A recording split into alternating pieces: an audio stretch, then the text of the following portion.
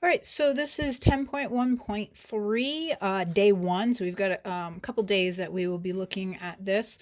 Um, as you can see, I've actually already got this all filled in. I don't want to spend the time writing. I would rather spend the time kind of explaining what's going on and pointing out some things.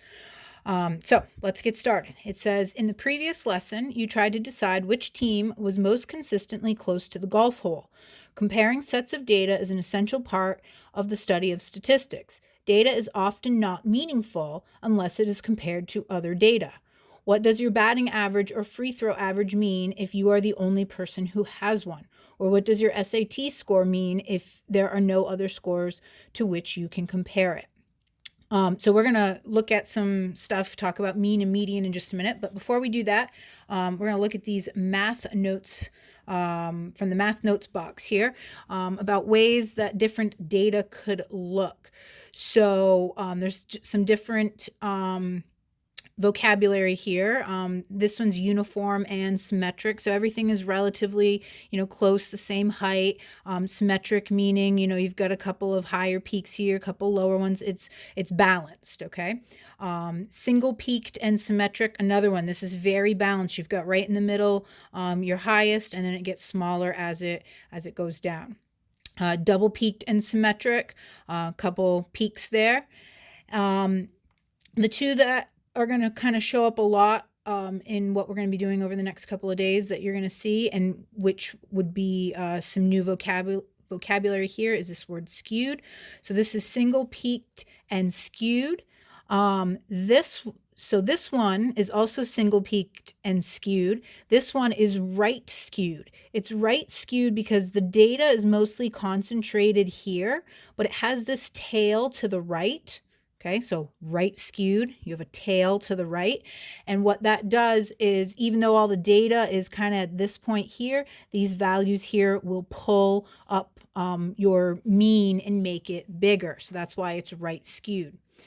This one, it's not written here, but this is left skewed. This is left skewed because most of your data is right here, clumped together at this higher amount, but then you have this tail going to the left. So wherever your tail is, that's the direction that it's skewed. So this is left skewed because these smaller amounts will bring down a mean that's a little bit higher. So it'll make your mean seem a little lower than it might actually be. And then this here shows you what it looks like on the graphing calculator when you do a box and whisker plot and a histogram. I'm gonna show you how to do that later in these core problems. And you can get your box and whisker plot on the calculator to also show your outliers. So all that work you've been doing to calculate all these things, the graphing calculator does a lot of it for you. So you'll get to see that in just a few minutes. Okay, so back to this page here. As 1040, as the managing grower at all organic orchards, you know the farm's market will only accept fruit that is above average size for your orchard. However, they do not define how to calculate average with a mean or with a median. Now, probably all your life up to this point, when you hear average, you think mean. Well, average really is talking about being in the center, and both mean and median refer to being in the center. So you've got to expand your mind a little now. Average doesn't always mean the mean. We can be talking about the median as well. You want to sell as much fruit as possible for premium prices at the farmer's market. All right, so your apple crop is represented by this histogram and box plot at the right. To get the maximum amount of fruit to the market, should you use the mean or the median for your average? So you can see here I've said mean.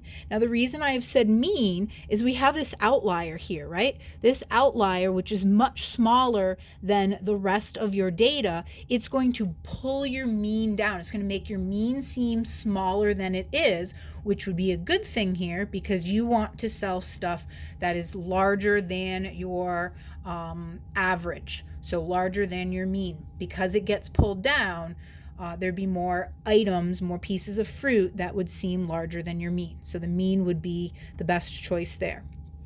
For B, it says your lemon crop is represented by the histogram at the right. Why do you suppose the right whisker is missing? So there's no whisker here. There's no whisker because the upper quartile and the upper extreme are the same value. That means you have a whole bunch of data clustered at that same number. So which average would you want to calculate? Again, you'd want to calculate the mean. Your data is skewed, right? This histogram is skewed left, right? There's a tail here. A lot of data clumped right here, but these smaller amounts are going to drag your mean down, so it would make your mean lower. So you'd want to go with the mean on that one as well. Why might the farmers at other orchards feel like you were being deceptive in reporting the mean? Well, the mean doesn't represent what the center or the typical weight really is. When it is, I just lost my thought. Sorry. When it is, you have outliers like that and the data is dragged down, your center isn't the typical amount anymore. Again, think of that example I mentioned, I think it was in the last video, about the ages of the people in your class. If you throw in your teacher's age, your mean of that should be somewhere around 13 or 14 now might be more like 15 or 16 once you put your teacher's age in there. Is that the typical age of the people in the class? Are they 15 or 16? No, they are around 13 or 14. So you've got to be careful looking at your statistics in your data because one outlier can certainly throw things off and not give you the best representation. All right, and that's actually what this next question is referring to. To best represent numerically the center or the typical value of a large quantity of data, when should you use the mean and when should you use the median? So if you have something to get your best representation, if you have some sort of outlier or something that's really skewed, that's when you want to avoid the mean. Unless you're trying to be, deceptive. But if you're trying to give the best representation, you would not want to use mean when you've got outliers or it's skewed in one direction or the other. When it is symmetric, so something like this, when it's symmetric, that is when using the mean would be a good representation. The median is always a reasonable representation because it's showing you what's in the middle. It doesn't really matter what the outliers are or those couple really big pieces of data or really small ones that change your mean. So median will work definitely for these situations. It also works for your symmetric situations. All right, 1041. We've got some houses here. The median and the mean were calculated for both. You can see my work here. I put everything in order first in order to get the median. And what you can see is they have the same exact median, right? Same thing right in the middle.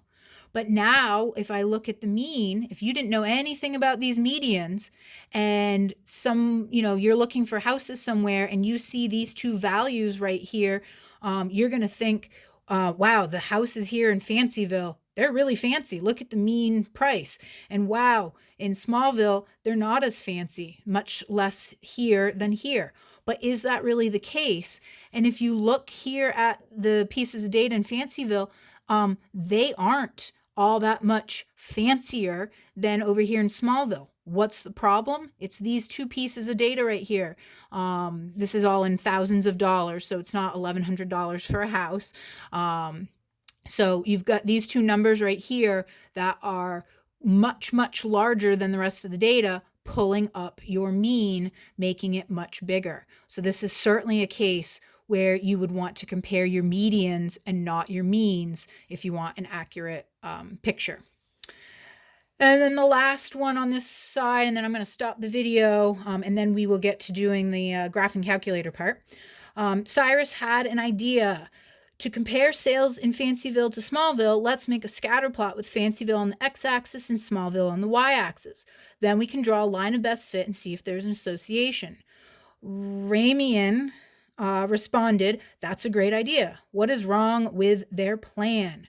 Well, the thing that's wrong with their plan is when you do a scatter plot, you are comparing two measurements on the same subject, such as the height and the shoe size of one person. So you're comparing two things on the same subject. We would be comparing two different subjects, okay? So you can't do a scatter plot for data like this. What would be better would be to do a histogram or a box and whisker plot. That would be a better way to compare. You could do two box and whisker plots, one for each one, stack them above one another, and see how they compare. And in that, you would see that their medians line up. You would see that actually Smallville has a larger lower extreme than Fancyville does, and so on. So you'd be able to compare better using that box and whisker plot. All right, I'm going to stop here. I will be right back with the second part of the video, and we will get to using the graphing calculator. So if you don't have it handy, you're going to want to get it right now.